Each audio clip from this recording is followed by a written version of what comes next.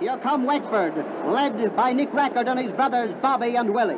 For them, it's a really big day, for not since 1910 has a hurling side from the model county won the title.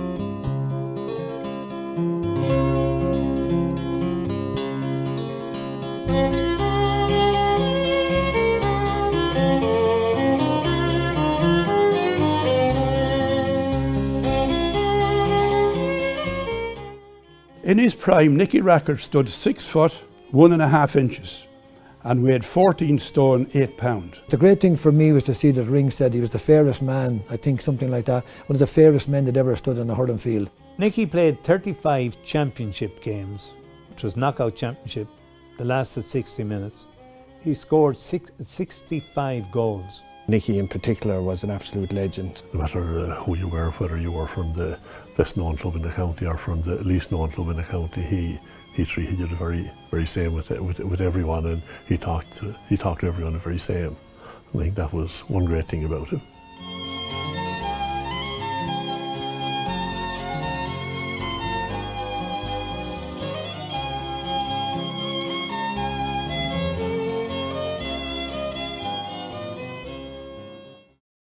The best place for me to start is at the end. I was a very young chairman back in 1976, and an outstanding servant of the GAA, the late Paddy Roach, phoned me with the very sad news that Nicky Rackard had passed. Nicky was an iconic figure. His loss for modern people is probably impossible to understand fully, because he was an identity for us, for Wexford people, for people all over the nation. So it fell to me to phone the Rackard family and to chat with Bobby about the nature of the funeral. Bobby was a man of great modesty, and the Rackard family were a private family and entitled to their privacy. So I told Bobby that we would deem it a great honour if he could have what one might best describe as a GAA funeral, because Nicky was part of a huge GAA family. In order to properly assess the impact of the hurling heroes of the 50s, it is necessary to go back over 100 years to the 1918 All-Ireland hurling final.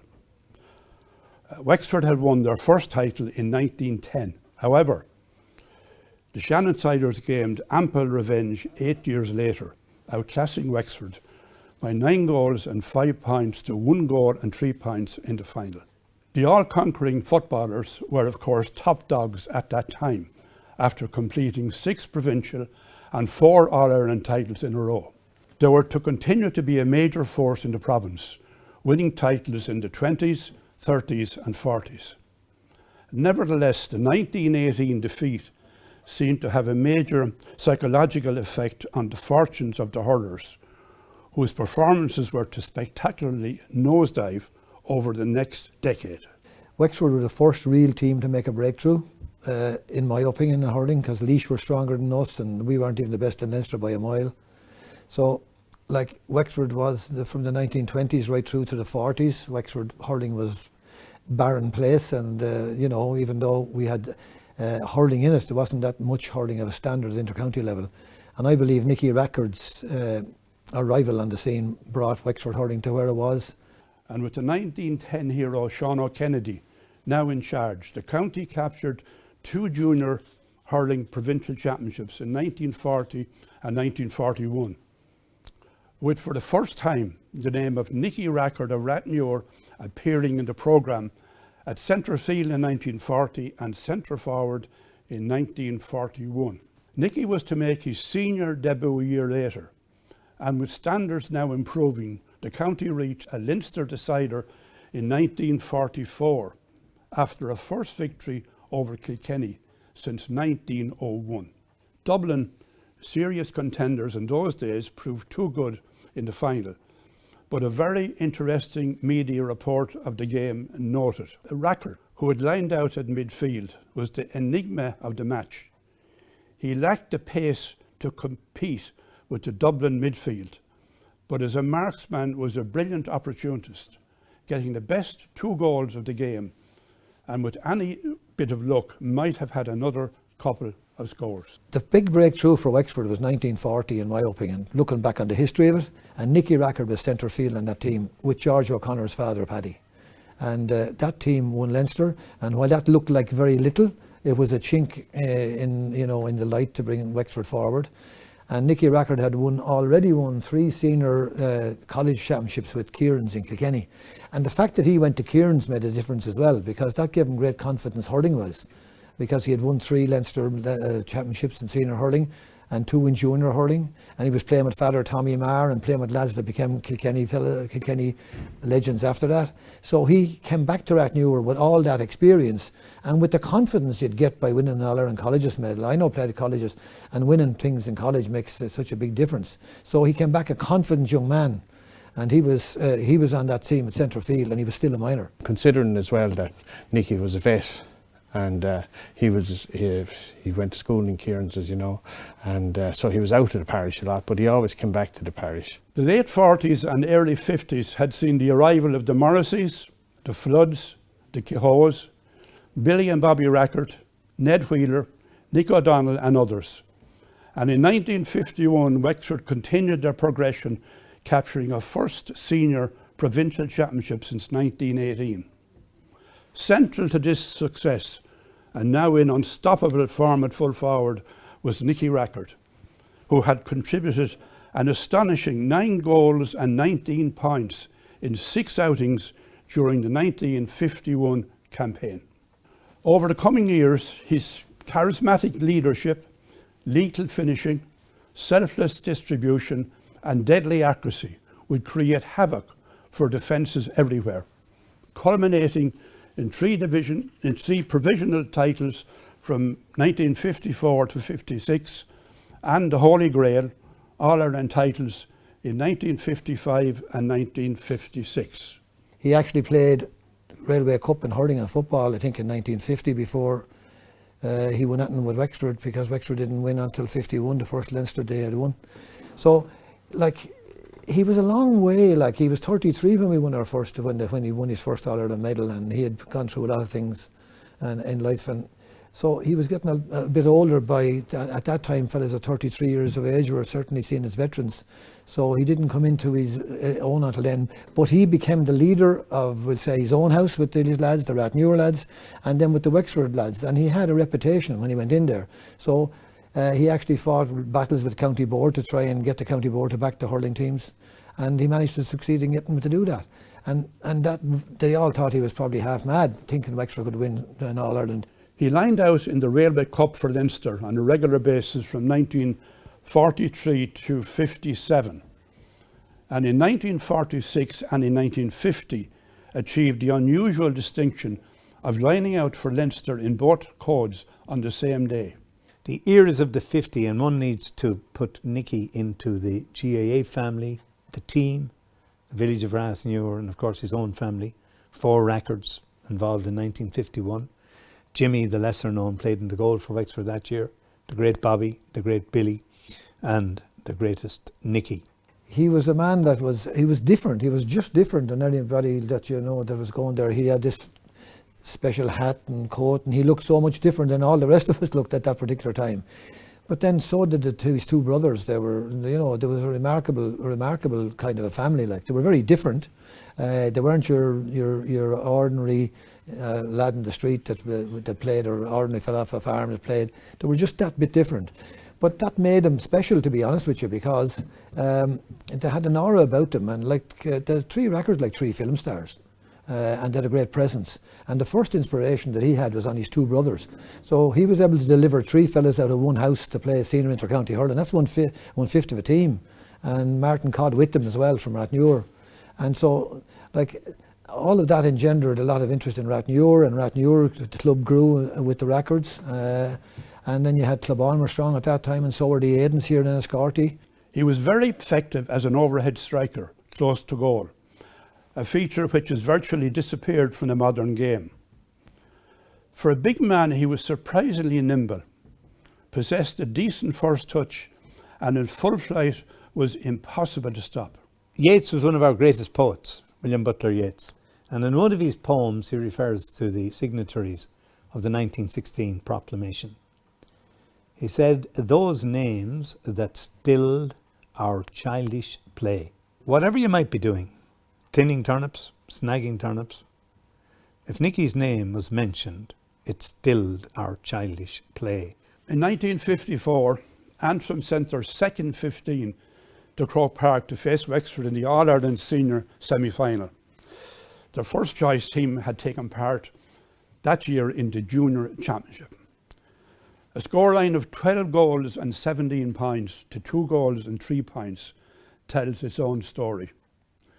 Despite the obvious outcome from an early stage, Nicky continued to pile misery on the unfortunate Ulster men and finished with a total of 7 goals and 7 points over the 60 minutes. This score still stands as an inter-county championship record to this very day. Jim English, the captain. There was 10 Wexford players playing against Munster on Patrick's Day, which Leinster won. He captained the league final against Tipperary same year. Wexford won it. He captained the Leinster final, which Wexford won. The All-Ireland Wexford won, the Welsh Cup and the Oireachtas. Now the Oireachtas is gone, sad to say. So that record will never be repeated. Undoubtedly, the All-Ireland final against Cork of 1956 was Wexford's greatest ever All-Ireland win. But it shouldn't be forgotten as well that the greatest National League title win was also in that year of 1956, when Wexford beat Tipperary, having been down by 2-10 to a single point at half-time. Ned Wheeler told me that was Nicky's greatest performance in a dressing room. Went in at half-time, 2-10 to a point. Tipperary were 2 goals and 10 points. We were 1 solitary point, scored by Tom Ryan. Nicky Rackard broke a hurley on the dressing room table. Venom. Called it everything, only gentlemen. In the second half, the balmy breeze was in our bag, but the ball seemed to just hop into our hands. No matter where we went, the ball was there. And we beat Tipperary by 4 points. He gave a magnificent speech that really raised everybody, and followed that shortly after half-time by a superb goal on the famous Tony Redden, where 3 defenders couldn't stop him.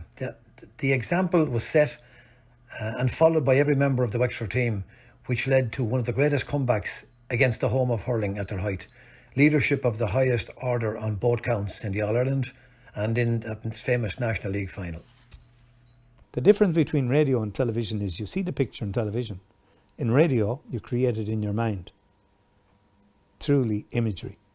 And the image I have of Nicky is Micheál O'Hare saying he bends, he lifts, he strikes. Stick will Nicky try for a Nicky special. He's looking at the goal, he's bending, he's lifting, he's striking, and he sends it high, and it's over the bar for the lead for Wexford again.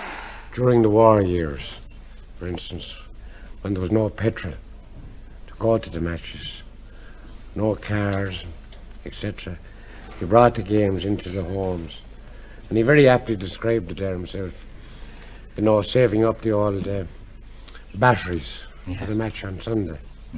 And the radio would be put out on the windowsill. And I was reared and born in a country village, and it was a pub as well, and all the customers and everybody would come around and listen to the commentator. And I think for me personally, more than anything else, he gave me an inspiration, you know, that I wanted to be one of these people. That he was talking about in Croke Park. From the time I was 5 till I was 18, Wexford contested nearly half of all the All-Irelands contested, which is some record, even though we didn't win all of them, obviously, but we contested them, and we were there and competitive. So, like, you know, when you look back and try and trace it back, as a young lad playing and going to matches, and I went to all the league matches, I'd say it was every league match, and my dad and mother used to go to all of the major matches. So I saw Nicky Rackard at the end of his days, but I didn't see him at the beginning of his days. So to me, it was the inspiration that he and his leadership, and that was the difference, and that he made a massive difference in that. In '55, he established the Rackard League, a national schools hurling and football competition, which is still going strong and continues to provide a solid foundation and valuable experience for future club and county players in these age groups. Well, Nicky Rackard was responsible for the starting up of the record leagues, and I feel I was very privileged to have played in that competition on the first year that I was attending primary school in Boulavogue. I played with Mernagh Boulavogue team, and we done reasonably well, and got as far as a semi-final. In the actual quarter-final, that we played Ballyuchter in Ferns, and we arrived at Ferns, and you can imagine a crowd of young fellas from 10 to 14 years of age. Who did I see stepping out to referee it? Only Nicky Rackard, fully togged out. I can still remember him to this day. He was togged out in a green jersey, a Leinster jersey, and he out to referee it. So you can imagine the thrill it was. And at that time he was at the height of his powers with Wexford and going for 2 All-Irelands in a row. But I think that what Nicky Rackard done for hurling and football also in Wexford by starting up those record leagues. Started off, it was just for the rural schools, and then it expanded out to the towns in later years. But he had the vision to set that up, set the ball rolling for that at the time, and with the help of so many great teachers and priests at the time, it took off straight away, and I think that alone left an everlasting legacy for Nicky Rackard. Nicky Rackard gets a ground pass, pulls hard, and the ball shakes the net. At this stage, Galway are in rampant mood, and the play is brisk. Wexford are not ruffled as Nicky Rackard plays on after a foul. He takes the free himself and makes no mistake with a point. Paddy Keogh pretends to go right, goes left, sends to Nicky Rackard, whose point brings the lead to Wexford. 2 minutes to go. Ryan passes it into Rackard. Up he goes, palms the ball, goes round his man, and there it is, the goal to settle the match. We can be very proud of that 56 team and Nicky Rackard, that immediately after the win of 56, the Wexford players raised Christie ring on their shoulders. That was a fantastic gesture. Paddy Downey, one of the great Gaelic games writers from the Irish Times, wrote after that, a few years after that, instead of congratulating themselves, Wexford honoured their opponent. I never saw the like of it as a sporting gesture before or since. It was beautiful. Following his retirement in 1957, it was inevitable that Nicky would continue his involvement in GAA affairs at every opportunity. He continued to train, select and coach at both club and inter-county level. He was a county senior hurling selector from 1954 to 56 while still a player, and continued in that role 1960, 62, 65 and 68. He was his county's representative at Central Council level from 1950 to 1970, and also served on the Provincial Council from 1952 to 54. He gave on the field and off the field. He became a member of the Central Council, which I was privileged to serve on. And it was very interesting for me because on the Central Council, in my first year, there were 2 very famous footballers, Bill Delaney of Laois and Jim MacDonald of Cavan, and they wanted to talk about Rackard, the footballer. So obviously, football people identified with him as well. Well, I was lucky enough when I came into the Wexford team along the second half of the 60s, that Nicky Rackard from then until he got ill in the 70s. He was nearly a selector, I think, on most occasions, and to be, sort of sharing the same dressing room as Nicky Rackard. He was a mentor. I was a player, and felt it was always a great honour. He would have, he was easily the biggest name ever in Wexford hurling, and I think he was the man who was chiefly responsible for bringing Wexford hurling to where it came. And he had to be a major influence in the dressing room on players, and I was lucky enough to get to know him quite well during that period. I'd say, Nicky always had a great vision for what was going to happen. That I can only remember now, back around the same time as he started the record league. My part of the county, the north of Wexford, Gorey district, was regarded as a Cinderella area of hurling in Wexford, and Nicky Rackard presented a cup for Junior Hurling Championship in Gorey district, and I think it rose the profile of the game in that part of the county no end. You know, that everyone was striving to win the Rackard Cup, as we called it at the time. So I think that you know, what he would have done on and off the field for Wexford and for hurling, I don't think any words I could say could put it into what he would have done. The great Padge Keown himself shared, Padge I think trained the team in '68, Nicky was a selector and of course they won the All-Ireland. And I remember talking to Padge one night, having a quiet drink, and he was filling me in, maybe as I might be filling in young listeners now, I hope, to the magic of that era, and telling me about Wheeler and Foley and the rest of them. But when it came to Nicky, he became emotional, he shed a few tears, and he said, Nicky was our leader. A lot of time he would have took up a position on the end line behind the full forward line. Try for a point. He's getting the tic-tac from behind the goal. To go for a point is Nicky Rackard. One of the officials, and of course the former star, signals to him over the bar, and so he was ready now to take his shot, and there's the equaliser. And that was where he operated from on a lot of occasions that I think anyone watching back to the 1968 All-Ireland would see there when Wexford were going well in the second half and scored a good few goals, that Nicky was in the shot nearly every goal that went in, and you know, as far as I can remember, that's nearly always where he never sat back in the dugout with the rest of the selectors. That was where he positioned himself, and that was what he was. You know, but yeah, he would definitely be very good at giving advice and giving praise. He was a great sportsman, and that meant a lot to him. And Ned Wheeler's point was that the three Rackards led by example. They were great players, great sportsmen and gentlemen on and off the field. And that actually culture went through that team at the 60s. And I'm telling you now, that 50s, that team influenced me a lot. And I remember as a child standing up in the Cusick stand where we always went, when Wexford started to parade around the pitch, I'd be crying with excitement, because that marching around the field that that team did, they were absolutely an unbelievable body of men. But they marched like soldiers down around the field. So I'm telling you, there was no way we weren't going to march around the field in '96, I can tell you that. And the boys of Wexford, Nick O'Donnell, Podge Keown and the others, all keen to compensate for recent years' near misses.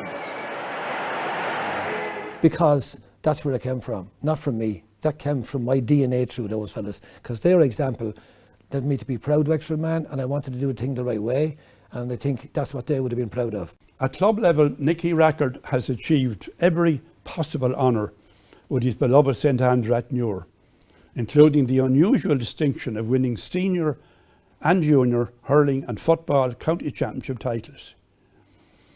Were he still among us, he would be very pleased to enjoy the unique distinction of seeing his beloved Black and Amber still compete in the senior grade.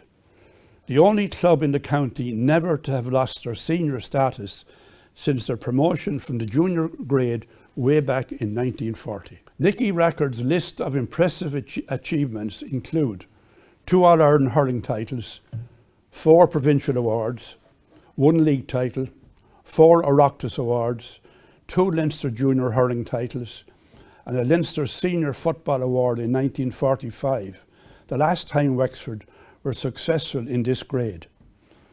Even with games now played over 70 minutes, he easily still remains the county's highest all-time scorer in competitive hurling fixtures. From my perspective, like, he was the leader of Wexford in the through the whole 50s. In fact, I go so far as to say we won 1 All-Ireland in 1910, and that was a club All-Ireland.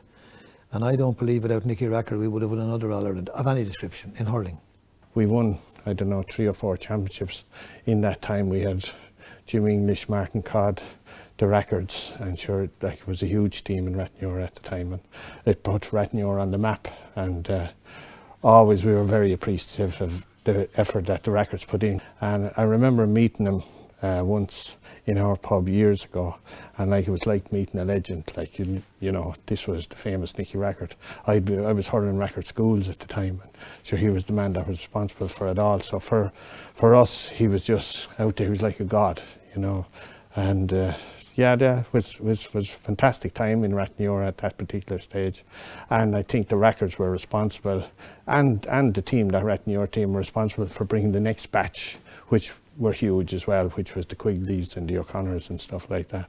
So, I mean, you couldn't just say enough about it. We called our park after Nicky Rackard. That'll tell you what the respect that he has, and the Rackard family in general. Like, you know, what they did for the club was fantastic. I don't think you could have picked a better subject. I don't think you could pick anyone who exemplifies Irish spirit, Irish identity, Irish belief in who we are, where we are travelling to. All of that is encapsulated in the man we call Nicky. Out comes Nicky Rackard, 21 yards out to take a shot. He takes a shot. The shot to goal. Hit the goal. Hit the goal, and you've never seen such excitement in all your life.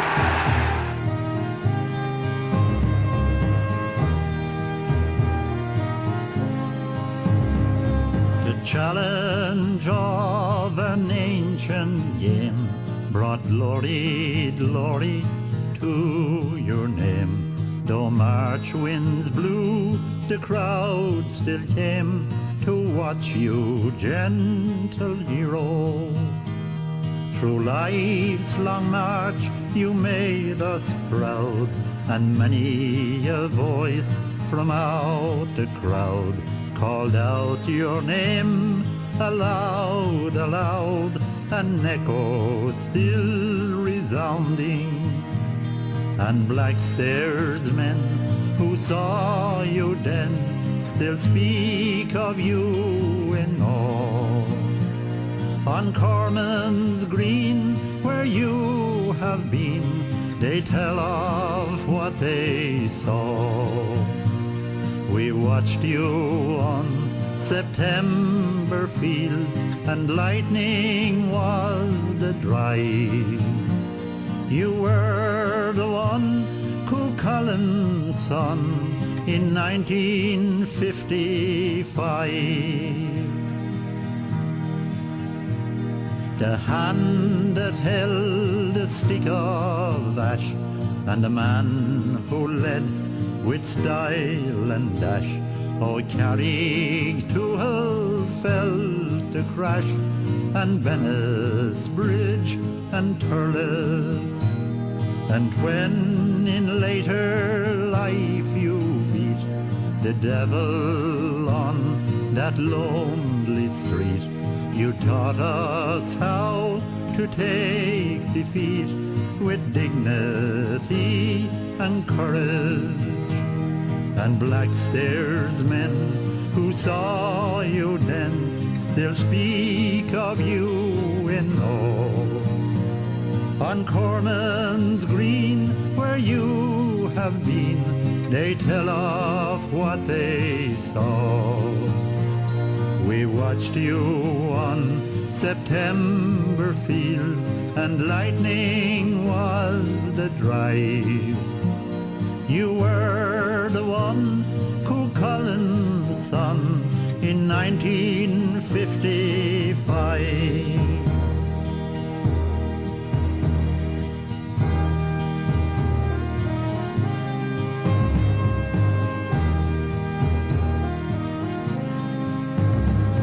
The last parade was sad and slow, and the last oration spoken low. And as on green fields long ago, the diamond stood beside you. Old friends, they flanked you side by side, and the tears they shed were tears of pride. An ash tree toppled when you died, and scattered seeds at random. And Blackstairs men who saw you then still speak of you in awe. On Corman's Green, where you have been, they tell of what they saw. We watched you on September fields, and lightning was the drive.